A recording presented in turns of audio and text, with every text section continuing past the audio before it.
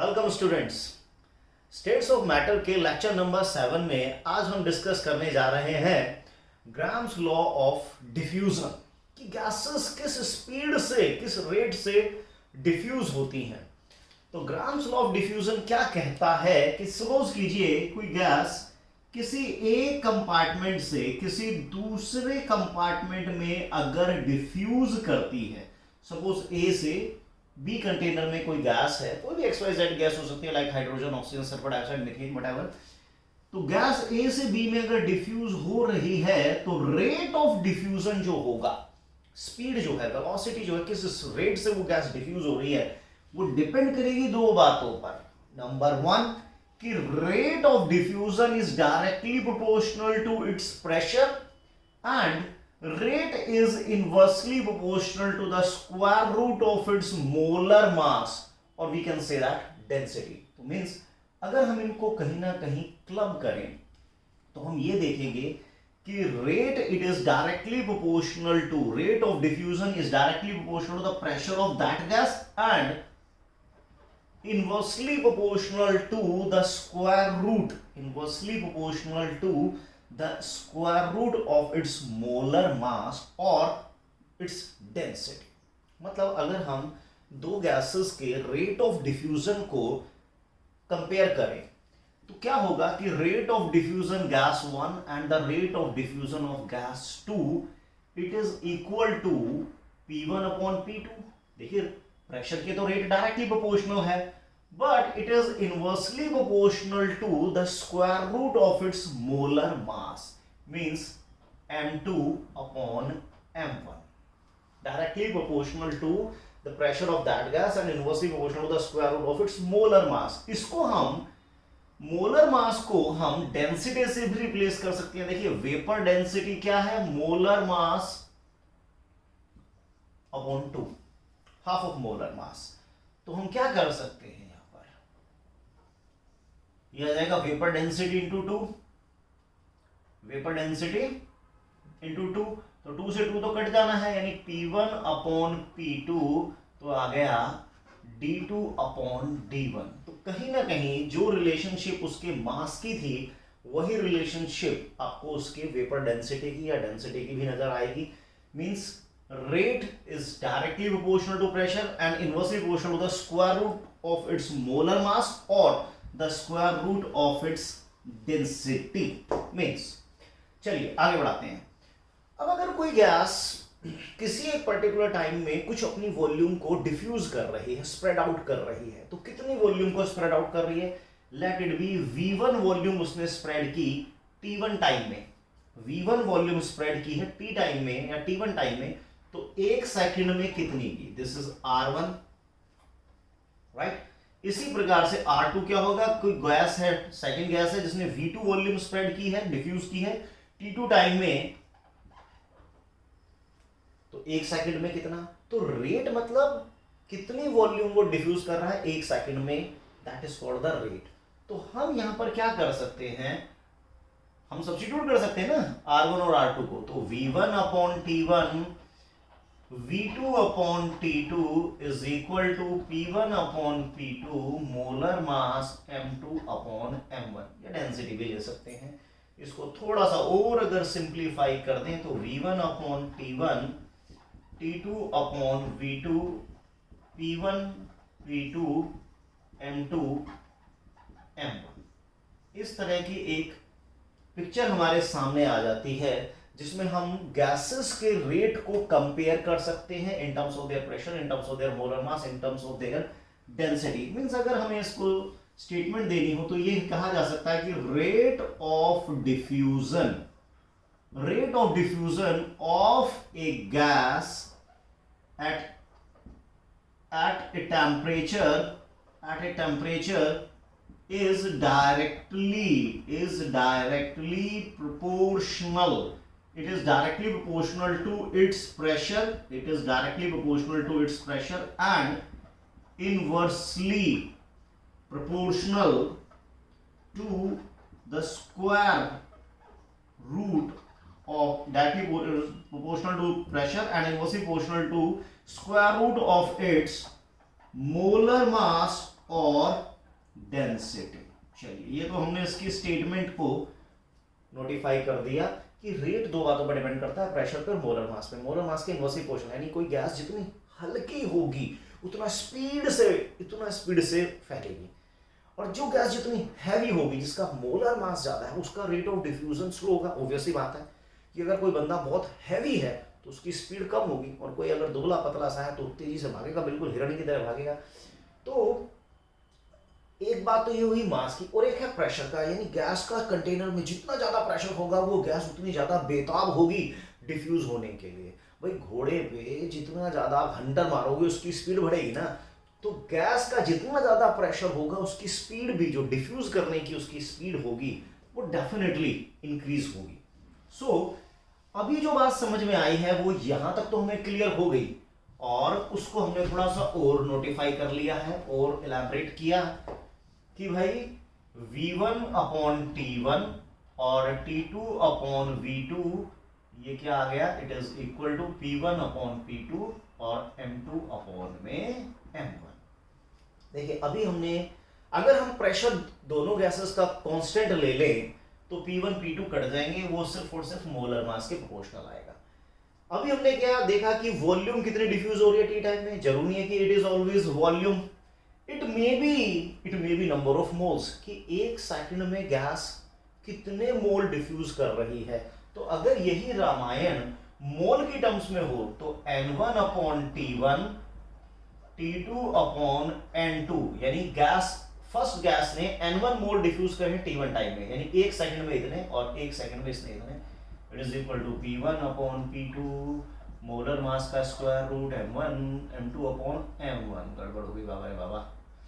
तो ये तो इन टर्म्स ऑफ मोल भी हो गया, ये इन टर्म्स ऑफ डिस्टेंस भी हो सकता है। सपोज कीजिए ये हमने कोई एक पाइप लिया लंबा, एक तरफ से हम कोई गैस, मान लो अमोनिया गैस को डिफ्यूज कर रहे हैं फ्रॉम ए एंड, और बी से हम HCl को इंट्रोड्यूस कर रहे हैं, तो किस स्पीड से HCl और किस स्पीड से अमोनिया गैस इस कंटेनर में, इस पाइप में डिफ्यूज होंगे, यानी ये कितना डिस्टेंस ट्रेवल करेगा, ये कितना डिस्टेंस ट्रेवल करेगा। तो इसको डिस्टेंस से भी ले सकते हैं, डिस्टेंस को मैं x1 मान लेता हूं, चलो x1 डिस्टेंस T1 टाइम में, और इस भाई साहब ने x2 डिस्टेंस ट्रेवल किया, तो अगेन फिर से वही बात आ जानी है। ठीक, तो क्वेश्चन अपना जो ग्राम्स लॉ ऑफ डिफ्यूजन में पूछे जाते हैं जनरली वो वॉल्यूम के टर्म्स में, या मोल के टर्म्स में, मास के टर्म्स में, या डिस्टेंस कवर्ड की टर्म्स में भी पूछे जाते हैं। तो कुल मिलाकर अभी ये बात समझ में आई है कि अगर मुझे कंपेयर करने को कहा जाए कि भाई compare the rate of diffusion of hydrogen and sulphur dioxide, तो हम अभी अंडर सिमिलर कंडीशन कि कंपेयर रेट ऑफ डिफ्यूजन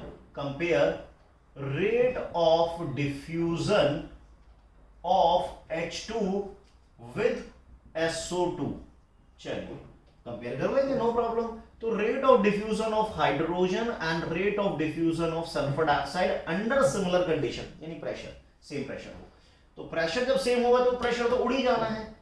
तो molar mass of sulphur dioxide, molar mass of hydrogen, तो सल्फर डाइऑक्साइड मोलर मास 32 64, और ये भाई साहब हो गए 2 उड़ गया, दैट इज 32। तो 32 को आप सभी जानते हैं 16 इंटू 2 लिख सकते हैं, तो 4√2 आ गया। तो इसका मतलब साफ है कि rate of diffusion of hydrogen is 4√2 times the rate of diffusion of sulphur dioxide. तो वही तो बात पहले कही है कि जो गैस जितनी हल्की होती है, जिसका मोलर मास जितना कम होता है, वो गैस उतनी तेजी से स्प्रेड होगी, और जो गैस जितनी हैवी होगी उसका रेट ऑफ डिफ्यूजन उतना ही कम होगा।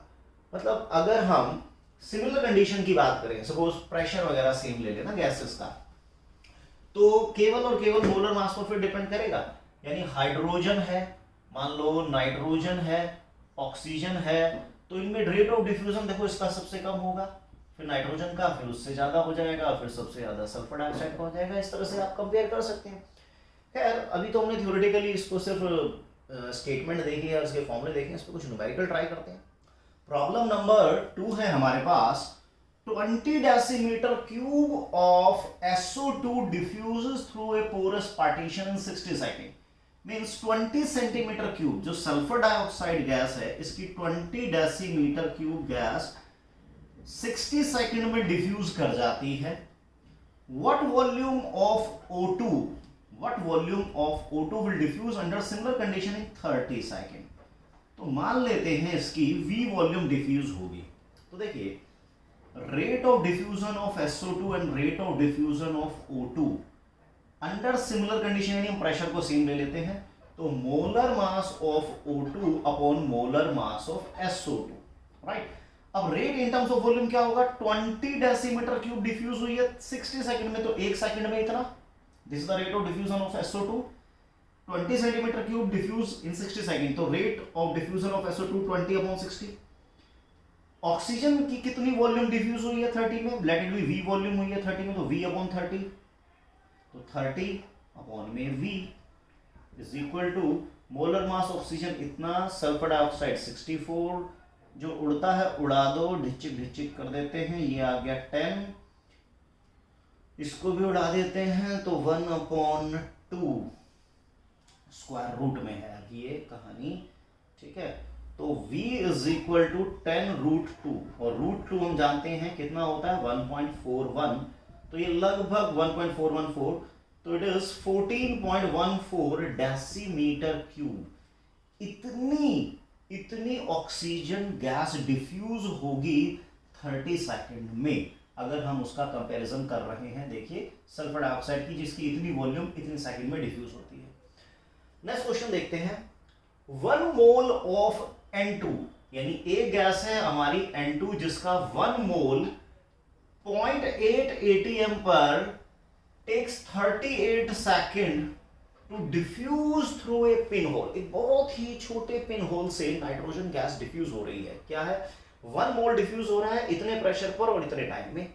ओके, अब आगे क्या कहता है कि whereas 1 mole of unknown compound of xenon with fluorine, xenon और फ्लोरीन का कोई अननोन कंपाउंड है. अब हमें नहीं पता कि XCF2 है, XCF4 है या XCF6 है, whatever. At 1.6 ATM takes 57 seconds to diffuse through the same hole. यानी कि देखिए कंपैरिजन कर रहा है दोनों के 1 मोल को डिफ्यूज किया गया अलग अलग प्रेशर पे इतने इतने टाइम में. तो कहता है मॉलिक्यूलर फॉर्मूला बताइए कंपाउंड का. चलिए, तो क्या कर सकते हैं हम? Rate of diffusion of nitrogen, और जो भी ये रेट ऑफ डिफ्यूजन है कंपाउंड का, कंपाउंड को मैं कुछ भी मान लेता हूं, लेट इट बी X मान लेता हूं कंपाउंड को. तो देखिए रेट क्या है? Directly proportional to pressure of nitrogen, pressure of compound X, molar mass of compound X, molar mass of nitrogen. जी हाँ, देखिए प्रेशर के रेट डायरेक्टली प्रोपोर्शनल होता है, मोलर मास के इनवर्सली प्रोपोर्शनल होता है, square root of inversely proportional to mass. चलिए, प्रेशर नाइट्रोजन का कंपाउंड X का क्या क्या है देख लेते हैं. Rate of nitrogen 1 mole diffuse कर रहा 30 सेकंड में, 1 मोल डिफ्यूज कर रहा 38 सेकंड में, ये हो गया इन टर्म्स ऑफ मोल. X का क्या होगा? 1 मोल डिफ्यूज कर रहा 50 सेकंड में, 57 सेकंड में, तो 1/57 ये हो गया.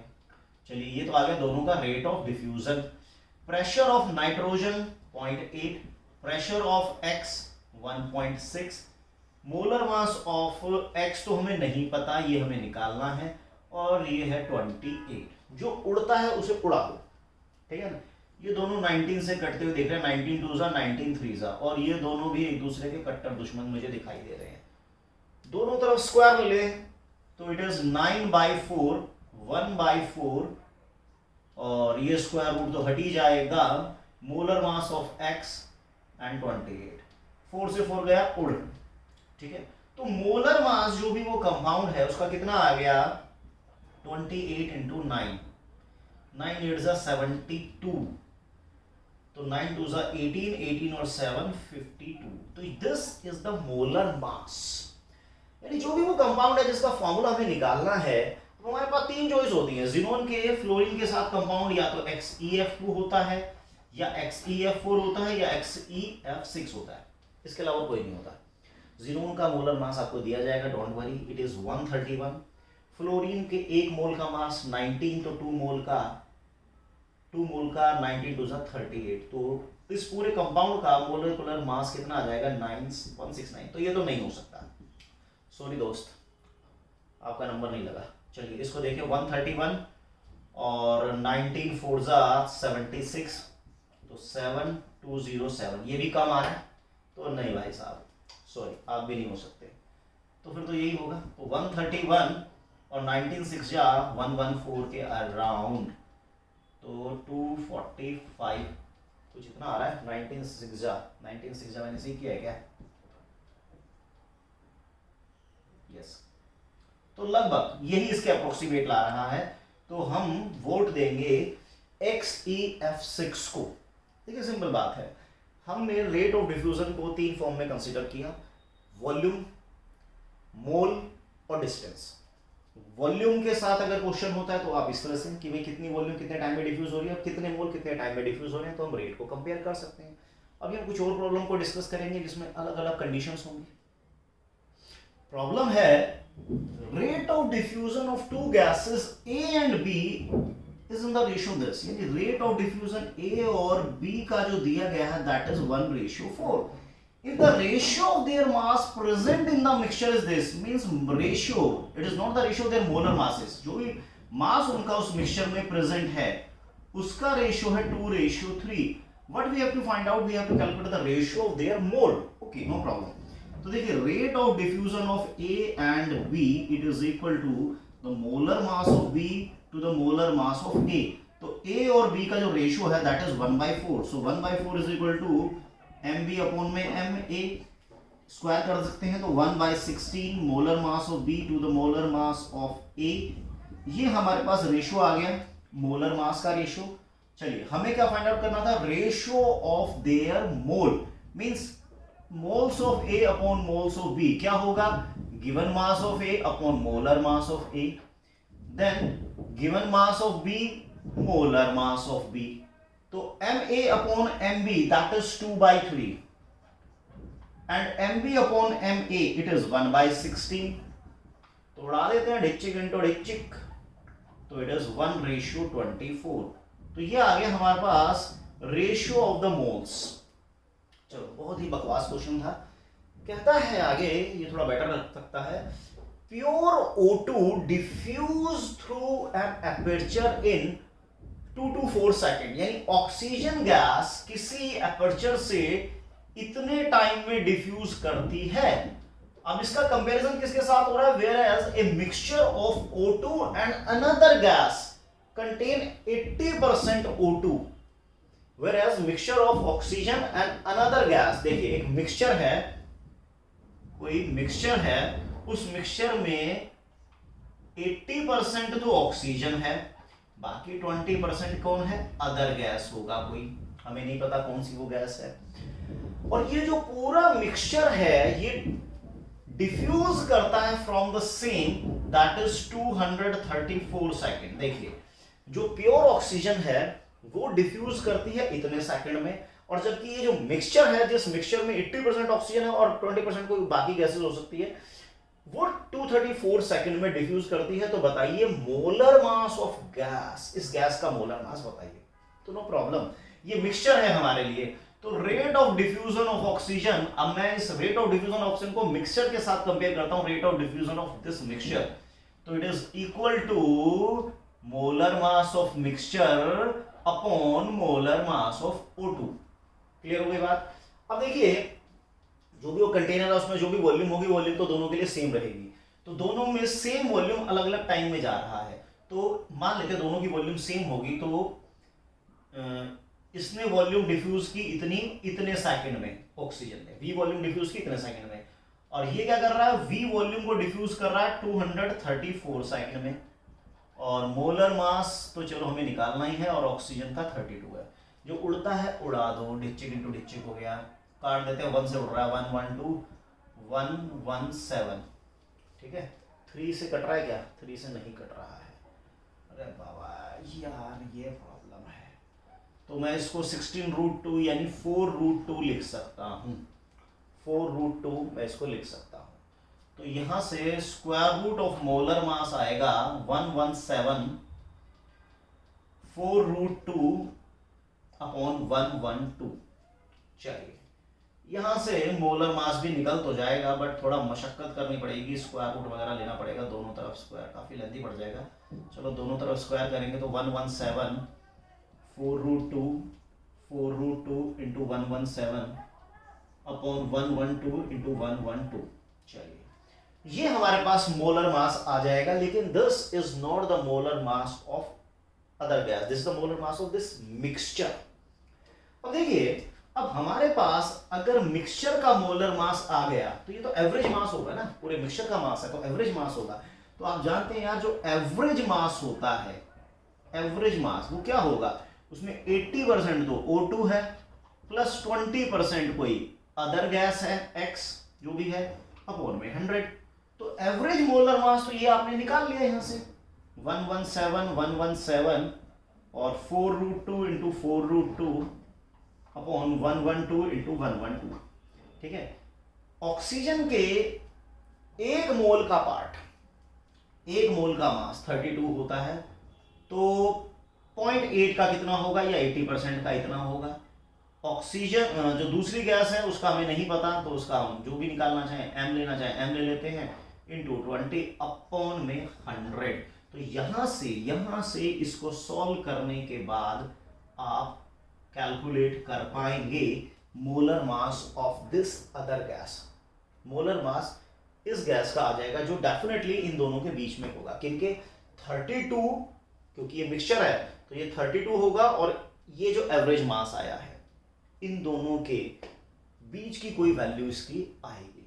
मतलब ऐसा हो सकता है कि नहीं, एवरेज वैल्यू तो खुद बीच की होती है, इसको या तो मैं कुछ एज्यूम कर लूं क्योंकि इसको कैलकुलेट करने में बहुत टाइम लग जाएगा। चलो मैं इसको कुछ एज्यूम कर लेता हूं, लेकिन एज्यूम क्या करें, चलो यार इसको थोड़ी सी मेहनत कर ही लेते हैं। 4 से कटेगा ये, 4 2 8, ठीक है, एंड 4 8 32, ये भी भाई साहब उड़ गए 28। Very good. अब ये कट रहे हैं क्या, नहीं कटेंगे, नहीं उड़ रहे, नहीं उड़ रहे, नहीं उड़ रहे। तो चलो √2 और √2 को मल्टीप्लाई करेंगे तो ये 2 आएगा, और ये 2 इस 14 से उड़ जाएगा, ये 14 आ जाएगा। 7 से कट सकते हैं क्या, 7 2 7 नहीं कटेगा, तो ये तो काफ़ी लेंदी आएगा। 117 अपॉन 28 दिस। चलो ये मुझे लगता है डेसिमल में ही कोई वैल्यू आएगी, खैर कोई बात नहीं, but it is totally A mathematical part, calculative part है, ये आप लोग कर सकते हैं बहुत इजीली। तो यहाँ से आप एवरेज मास जो होगा उस गैस का बड़े इजीली कैलकुलेट करेंगे। ये मैं करूँगा, काफ़ी टाइम में रखा जाएगा, कुछ और प्रॉब्लम तब तक हम ट्राई करते हैं। सो नेक्स्ट प्रॉब्लम है हमारी, a straight glass tube has 2 inlets X and Y। एक ग्लास ट्यूब है जिसमें 2 इनलेट दिए गए हैं X and Y at 2 ends of 200 centimetre length. चलिए इसकी जो लेंथ है 200 सेंटीमीटर ट्यूब है। HCl गैस, हम एक एंड से HCl गैस को इंट्रोड्यूस कर रहे हैं, लेट इट बी X, और एक इनलेट है Y है जहां से अमोनिया गैस को इंट्रोड्यूस किया जा रहा है। HCl gas through inlet X and ammonia gas through inlet Y। चलिए जी, इंट्रोड्यूस कर दिया गया, दोनों को सेम टाइम पे कर दिया गया, सेम प्रेशर पर कर दिया गया। जब ये दोनों मिलेंगे, जब इन दोनों का कॉम्बिनेशन होगा तो डेफिनेटली अमोनियम क्लोराइड बनेगा। Ammonium chloride white fumes first appear eight A point P inside the tube. Calculate distance of P from the X। चलिए मान लेते हैं कि भाई यहां पर कहीं P बनेगा। देखो इसका एक आइडिया मैं लगा लेता हूं कैसे, कि इसका मोलर मास 36.5 है, इसका मोलर मास कम है, तो जिसका मोलर मास कम होगा वो ज्यादा डिस्टेंस ट्रेवल करेगा।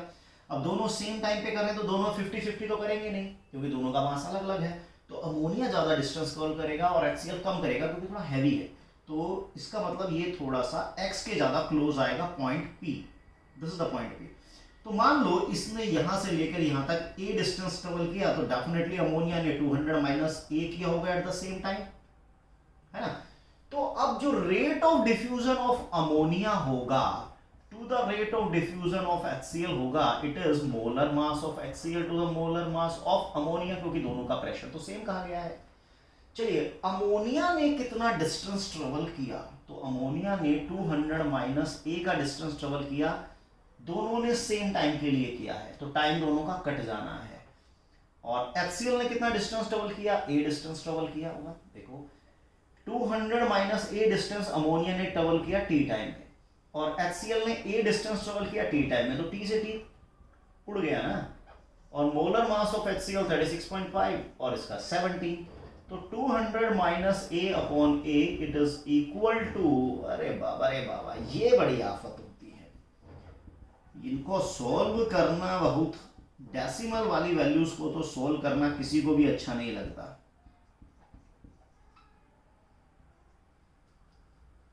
तो 2.14 अराउंड, 2.14 अराउंड। चलो मैं इसको थोड़ा सा और कर सकता हूं भाई, √2 मुझे पता है 1.14, तो 200 माइनस ए अपॉन ए, √2 1.414 होता है, इसमें कुछ और है, हल्का सा कुछ और है, तो हम भी कुछ हल्का सा बढ़ा देते हैं, तो 1.41 के बदले 1.41 चलो 6 कर देते हैं, 414 के बदले 415 आ जाएगा या 6 आ जाएगा, कुछ तो आएगा ही आएगा, छोटा बड़ा इसी से काम चला सकते हैं। तो यहां से मैं ए निकाल लूंगा अपना, 200 minus A is equal to 1.415 times of A, ये भाई साहब इधर जाके ऐड हो गए, तो 2.415 times of a is equal to 200, तो ए इज 200 अपॉन 2.415, इसको हम सॉल्व कर लेंगे, जितना भी हमारा आंसर आएगा सेंटीमीटर में वो हमारा आंसर आ जाएगा फ्रॉम डिस्टेंस x, उसने x से ही हमें डिस्टेंस फाइंड आउट करने को कहा है। अगर वो अमोनिया से कहता तो 200 माइनस कर देंगे, सपोज करो अगर ये 80 आता है तो 80 हमारा ये आंसर हो जाएगा और 120 हमारा इस एंड से हो जाएगा। चलिए नेक्स्ट क्वेश्चन, इसी का ही एक जुड़वा भाई है, थोड़ा सा मॉडिफाई कर दिया गया है। कहता है at room temperature ammonia gas at 1 atm, ammonia gas at 1 atm pressure and HCl gas at p atm pressure are allowed to effuse through identical pinholes from opposite ends, एक को इधर से और एक को इधर से एंटर कराया जा रहा है। एक ग्लास ट्यूब जिसकी लेंथ है 1 मीटर अर्थात 100 सेंटीमीटर। देखिए बिल्कुल उसी के जैसा ही लग रहा है क्वेश्चन, उसी का पिछड़ा भाई लग रहा है। अमोनियम क्लोराइड बनेगा at a distance of 60 centimetre from HCl end, यानी कि यहां पर कहीं जाकर ये 60 हो गया, तो डेफिनेटली ये तो 40 होगा इतना डिस्टेंस। तो देखो जो ज्यादा भारी होगा, एक मिनट, जो ज्यादा भारी होगा वो कम डिस्टेंस ट्रेवल करेगा ना। Ammonium chloride is first form at a distance of 60 centimetre from HCl end, okay. अच्छा प्रेशर भी तो होगा ना, क्योंकि प्रेशर भी तो मैटर करता है। अगर प्रेशर दोनों का सेम होता तो ये थोड़ा सा इस तरफ को क्रिएट होता, इस तरफ, लेकिन इस बार शायद हो सकता है कि इसका प्रेशर ज्यादा हो, जिसकी वजह से वो ज्यादा प्रेशर के साथ गैस को डिफ्यूज करेगा। तो बताइए पी पॉइंट, सॉरी ये प्रेशर क्या है, नो प्रॉब्लम। तो यार rate of diffusion of ammonia to the rate of diffusion of HCl, it is equal to pressure of ammonia upon pressure of HCl, molar mass of HCl to the molar mass of ammonia. Clear हो गई बात ये तो। चलिए इस बार ammonia ने 60 centimetre का distance travel किया है उतने ही टाइम में जितने टाइम में HCl ने 60 सेंटीमीटर का कर लिया, तो ये 40 अपॉन टी, वो 60 अपॉन टी, तो बेसिकली 40 अपॉन 60 रह जाना है। प्रेशर ऑफ अमोनिया कितना है 1 atm, प्रेशर ऑफ HCl हमें निकालना है, मोलर मास ऑफ HCl 36.5 और ये होता है 17। देखिए सारा का सारा साजो सामान तैयार है, उड़ा देते हैं, डिच्चिक इंटू डिच्चिक कर दिया 2/3। तो इसको मैं फर्दर थोड़ा सॉल्व कर लेता हूं। तो ये अभी पिछले वाले क्वेश्चन में हमने देखा कितना आया था, √2.15, जिसको राउंड ऑफ करके हम लोगों ने कितना ले लिया था, अप्रोक्सीमेटली 1.145 के आसपास ले लिया था। थोड़ा बहुत प्लस माइनस, थोड़ा बहुत ऊपर नीचे हो तो बख्श देना।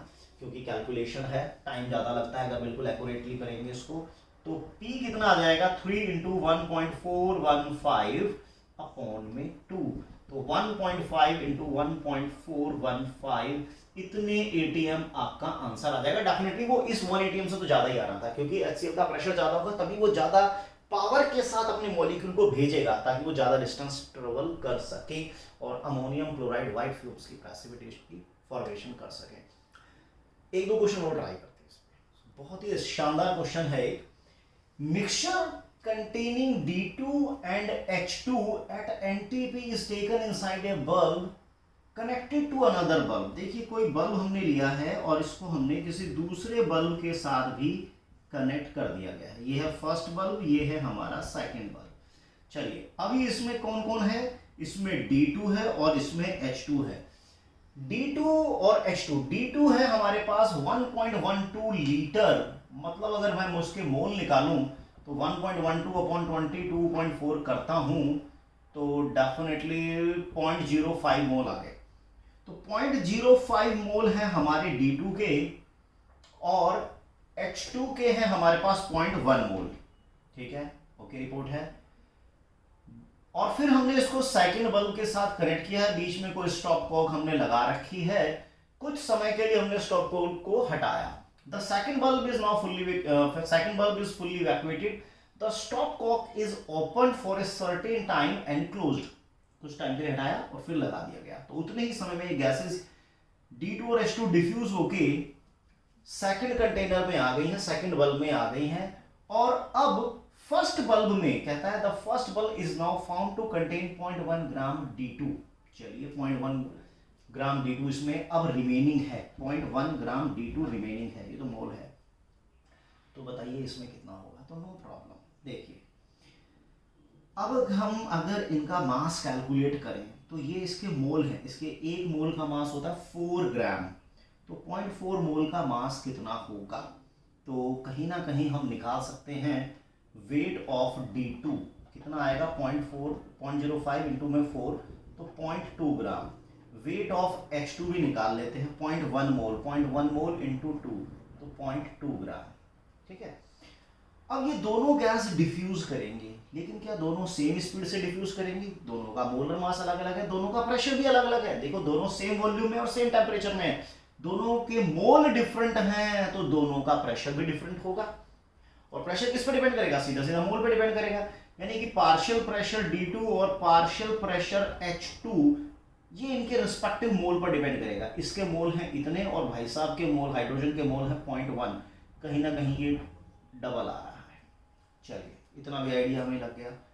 अब जो रेट ऑफ डिफ्यूजन होता है कि भाई रेट ऑफ डिफ्यूजन D2 या rate of diffusion of H2 it is equal to pressure of D2 upon pressure of H2 molar mass of H2 molar mass of D2, ऐसा कुछ होता है, right.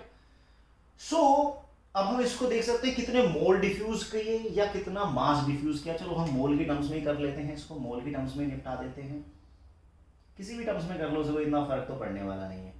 देखिए सो मोल ऑफ D2 अपॉन में mole of H2, क्योंकि दोनों तो same time में, दोनों को सेम टाइम मिला था। प्रेशर D2 अपॉन H2 आप देख सकते हैं 1/2 आ रहा है, मोलर मास 2/4 आ रहा है। चलिए ये तो आप कर ही देंगे, उड़ा ही देंगे। सो मोल्स ऑफ D2, अब यहां से हमें मोल का आइडिया लग रहा है। देखिए अभी ये 0.05 मोल है, ठीक है, 0.05 मोल स्टार्टिंग में है और इसमें से कुछ मोल इसके डिफ्यूज कर गए। डिफ्यूज करने के बाद मास जो बचा हुआ है वो 0.1 ग्राम D2 रिमेनिंग है। मैं इसके अगर मोल निकालूं तो 0.1 अपॉन में 4, तो मैं इसको नीचे कर लेता हूं 1/10, तो कहीं ना कहीं ये 0.25 यानी 0.025 मोल बचे हैं। स्टार्टिंग में इतने मोल हैं, इतने बच गए, तो 0.025 मोल डेफिनेटली डिफ्यूज कर गए होंगे, D2 के इतने मोल डिफ्यूज कर गए होंगे। ठीक है, अब हमें N2 के मोल नहीं पता हुआ, हम N2 के यहां से निकाल लेंगे, तो D2 के आगे 0.025 upon number of moles of hydrogen diffused, तो 1/2√2। तो यहां से हमने क्या किया, number of moles of H2 कितना आ जाएगा 0.025 2√2। इन दोनों को एंडो कर लेता हूँ तो 0.05 ही आ गया, ठीक है। 0.05 और 1√2 होता है 1.414। चलो इसको मैं 1.4 ही ले लेता हूँ, 1.41। तो 1.41 और 0.055 तो ये आ जाएगा 0.07 समथिंग। इतने मोल डिफ्यूज हो गए हैं, डिफ्यूज होकर यहां पर आए हैं इतने मोल। कितना मास आया होगा, कितना मास आया होगा, इतना मास आया होगा। थोड़ा सा गड़बड़ हो रही है क्वेश्चन में, क्योंकि ये 0.1 तो पहले ही था, तो इतने ज़्यादा कैसे आ जाएगा। कहाँ गड़बड़ कर दी, कहाँ गड़बड़ कर दी। वेट है ये तो यहीं कहीं तो नहीं हो गई कुछ। दिस ये भी ठीक है, ये भी ठीक है, ये भी ठीक है, दोनों को इंटू कर दिया, ये भी ठीक है, ये भी ठीक है। तो 0.05 से इंटू किया 5 बन जाए 5,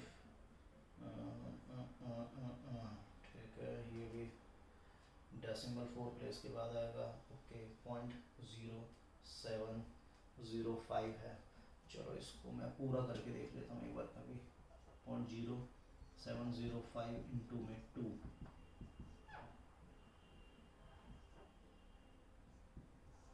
0.41।